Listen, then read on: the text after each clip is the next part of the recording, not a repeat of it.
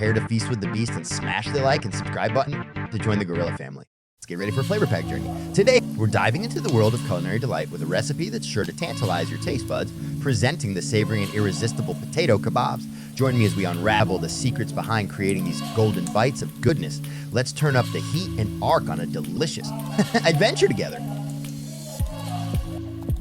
Start by boiling potatoes and mashing them. Then marinate the mashed potatoes with green chilies, green coriander, salt, red chili powder, turmeric, dry coriander, hamatap masala to mix it. Use wet hands to shape the potatoes into a ball, then smash it into a patty. Dip these patty into egg wash and fry them in a hot pan. Flip them to have them cooked on both sides. Serve and enjoy with red or mint sauce. Red or mint sauce.